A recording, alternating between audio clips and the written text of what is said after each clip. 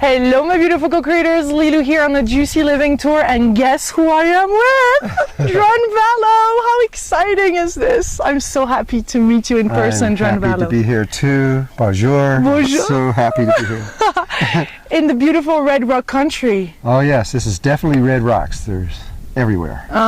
So and this is a pretty special place you wanted to do this interview from. Well, I chose this spot because last time you talked about the plasma beings, and they were actually here just a couple months ago. The plasma beings and the people, we were on this very spot communicating with them, and so why not?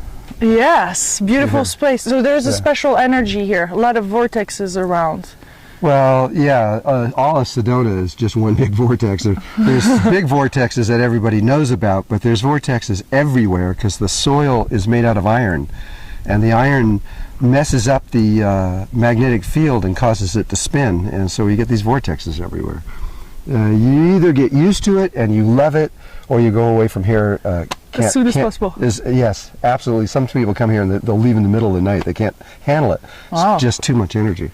But the plasma beings loved it. Oh yeah, they love energy. The more the better. Yeah. They don't have a problem with this at all. All right, so I would love to start this conversation because there's a lot to talk about and a lot of important things to talk about, especially at this time. Yeah. But there is the, let's start with, you wanted to start really with the dimensions, the different dimensions, and explaining us that so that we can go into the angelic realms. You you and I talked about the plasma beings last time, and then you brought up the idea of speaking about angels. And when I thought about that, what a great idea, because their origins and their relationships are so similar in a lot of ways that it's a perfect thing to begin discussing. The only thing is that for most audiences, I'm sure this one maybe is better than most, but for an average person, they wouldn't understand a lot of the things I'm saying if I don't talk about dimensions for just a little bit anyway. I don't want to get too technical in all of this, but in physics, just to give an overview of everything, in physics, they have found 11 different dimensions, and their ideas of these dimensions is that the X, Y, Z axis is the first 3 dimensions, time is the 4th dimension, and using mathematics they've bent this around and come up with 11 different dimensions. They may come up with more, but right now they're up to 11.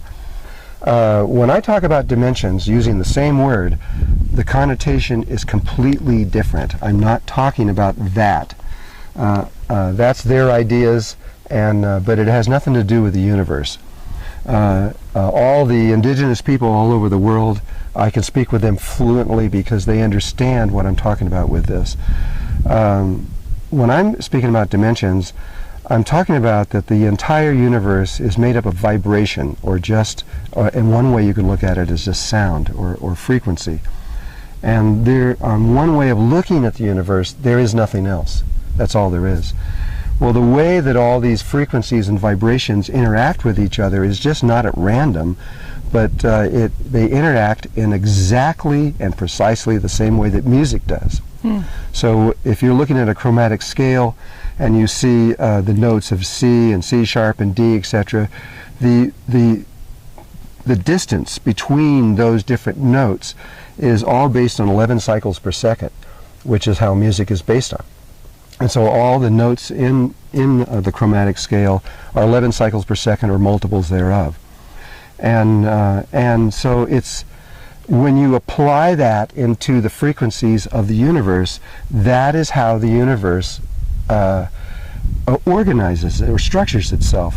And so everything is a frequency, and everything is harmonics of music. And so when we look at dimensions, we see them separated in exactly the same way music is, in the same distances between C and C sharp and D and etc.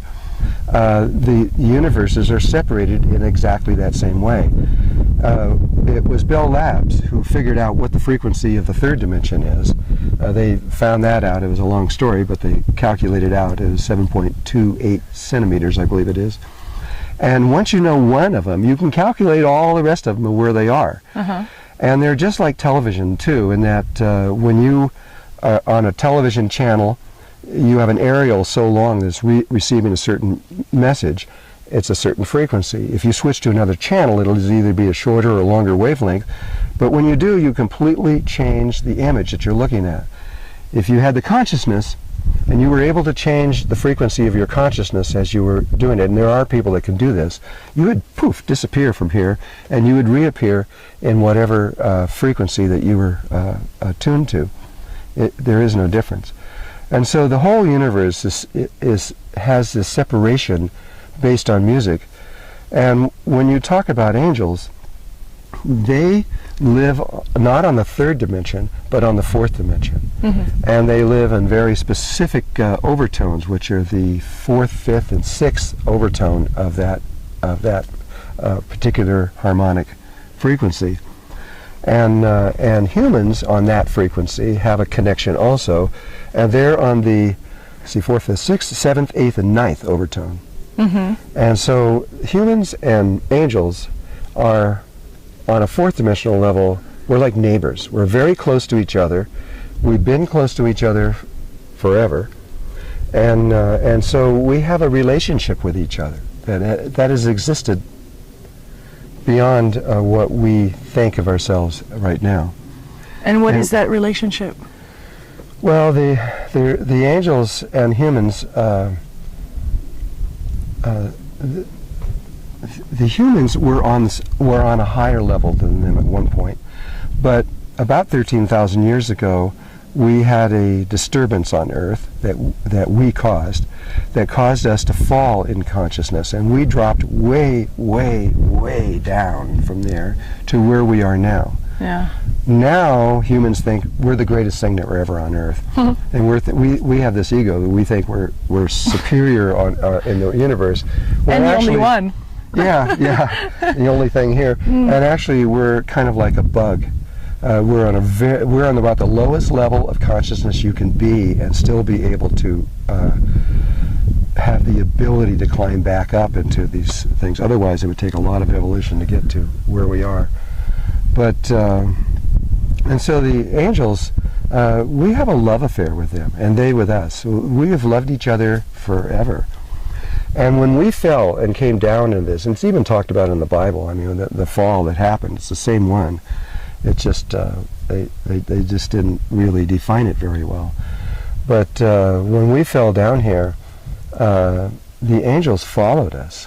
They, oh my God, you've hurt yourself, and they came after us. And they have been here ever since, helping us in all kinds of ways. They appeared to Mary, and they've in Jesus' time, and they've appeared to the Muslims. They've appeared to the Jews. They have been around in and out of our existence all the time, always trying to assist us or help us to remember who we are, because we've forgotten everything. They seem to save us too in some ways. They save us all the time, and most of the time we don't know that it's even happening. Yeah. They're constantly doing things to get us back on track so we don't fall farther into it. And we're very close to falling farther. I mean, we're about ready to bombard the whole world and go in and go on full tilt killing of each other. And that's not our nature at all. That's not who we really are. We're in this situation. And so the angels have been constantly trying to help us. On another level, human beings are angels. We have been together so long and so close together in these dimensional worlds that there are humans that are angels and there are angels that are humans. Yeah. And every human being on Earth has at least two angels connected to them. Most of people don't know that. They don't know that they have another existence in another world and that they are a different kind of being there. But this is true of every single last person on Earth. There's no one here. You could not be here if you didn't have that connection. And what happens is when you come from another world to and are born as a baby here on Earth, in order to do that, you have to split yourself into two. Because we're in a polarized world. We're in a world where everything is good and bad and male and female and up and down and hot and cold. This is not how it is everywhere else. Most places have unity consciousness. They understand the relationship between the polarities. We don't. And so we had to split ourselves into two parts. And so every person on Earth also has another human counterpart that is there. If you're male, like I'm male now, well, my counterpart would be female. If you're female, your counterpart is going to be male. Is that what some people call twin flames? It is what they call twin flames or soulmates or etc. in this. And there's a lot of people always have these romantic ideas. Oh, if I could just get back with my soulmate or my twin flame, I will be happy again. They don't know the whole picture, because when you split apart, you go into two different levels and two different karmic pathways also. And before you are completed with this level of existence, you have to come back together, and there's this thing that you do where you balance all your karmic patterns, and eventually you would die together and remerge your souls. But that coming back together is not easy, and it's not fun. It's usually a very difficult passageway. I suppose it could be. I just haven't ever seen it, and I haven't felt it in my own life either. But what you're saying is that a lot of them are in another dimension. No. That other... No, that other part is here on Earth. It's here on Earth also? Unless they have died and you're still here, then they've gone over the fourth dimension and they're in that fourth, fifth, sixth, seventh, eighth, or ninth overtone. They may be in one of those, but if they didn't die consciously, then they have to come back, reincarnate, get another life, get another body, so that they can try it again. Okay. You will keep reincarnating as long as you don't learn how to die consciously, which means bringing your body with you. And if you bring your body with you, then that's it. It's over. That's the end of it. Who taught us that? How to do that? Who taught us that? What do you mean? How do we know that it's important to die consciously? Can you tell us more about that? Well, that goes back into Egypt, and even before that time, Egypt and India and Samaria. The whole focus, let's just go on Egypt for a moment, but the whole focus on Egypt was the dying process, the mummification, all that, because they knew that when they died, they had to bring their physical body with them to the next level, because the reason is because that body becomes a baby on the next level of existence. And so if you arrive without your body, which then, by the way, which begins to grow, you get taller, you get a lot taller, and you get this big head with these different color eyes, and the different skin changes, and you become, females are about 10 to 12 feet high, and males are about 14 to 16 feet high. So it would be about 12? Yeah, you'd probably be about 12, sure, maybe 12 and a half. And, so that's in the fourth dimension? That's in the fourth dimension, but that's what dying is going into the fourth dimension. But if you don't bring your body, you arrive without your physical form, and you eventually have to come back here, get another body, go through a lifetime, and learn how to die again. Most people here on Earth have been through this process at least 1,000 times or more, except for a lot of the new people coming in. This population growth that's come up very high. Yeah. We've never had almost 7 billion people on Earth. We've only had, it's just going over 1 billion. It's never happened until just recently. And is that too much? That's another thing. Topic. It's another topic whether it's too much or too many. But that's what's happening, and a lot of these people that are coming in are new to being human. They're coming from other levels of existence, and most of them are very advanced souls that have chosen to come here. It wasn't that you got to go. It's not that. It's you have to decide to do it, and then when you get here, a lot of them go, okay, I realize that my brothers on Earth need help, and I'm going to go down here and help them. And then you get here and you go, oh my God, this is hard, because they've forgotten what it's like to be in a physical, dense body. These people are coming out of light bodies, and so it's a huge. Huge transformation. Did you have to remember yourself that you were in this body? I'm a little different than the majority of them coming in, is I have retained all my memories. And so I remember every minute coming from my other world to here. I remember everything. And I had to, in order to do what I'm doing, I had to remember that. Otherwise, I would not be able. When I talk about other dimensions, I'm talking about from experience, not from a learning process. I know what the other dimensions are, and I've been in every single one of them, all 144 basic dimensions I've lived in. That's what a Melchizedek is. There's lots of Melchizedeks. There's, in this galaxy, there's about 10 million. And but it's only one level of consciousness that everybody's connecting to. So the physical form doesn't matter what you look like, it's the consciousness level. And in order to be of assistance from a Melchizedek point of view, I had to remember exactly where I came from and why I'm coming here. So I remember. What would you say your role is here on the planet? Why did you come back? It's the same role with every Melchizedek that goes into any planet. What happens is a person begins close to the source and then begins living lifetimes, and they start coming down into deeper and deeper and deeper into the densities.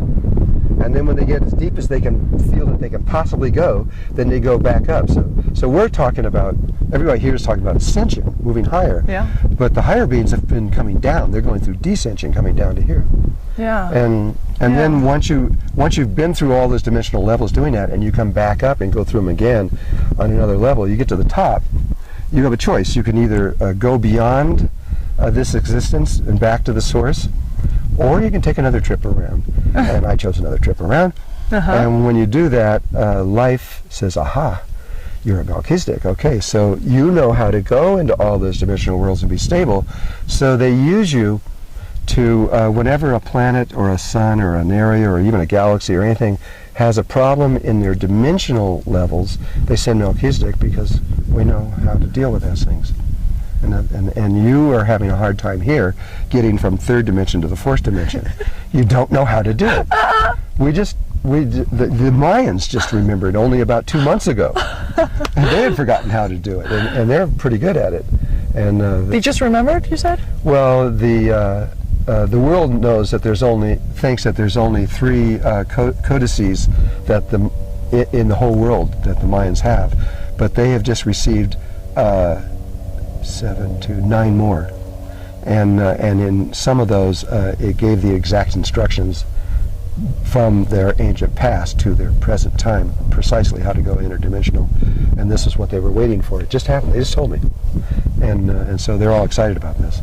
And why are we learning this, and why are you here? Why do we need, is there something for us to learn right now, considering what's happening? Really, it's not learning at all. Yeah, remembering? It's remembering. Yeah. We are all experts at this. We have all remembered, at least between the third and the fourth dimension, we know precisely how to do this. We've just had a bump in our head, and we've kind of forgotten. And so my job is just to be like a catalyst to remembering that, hey, remember when you did this thing?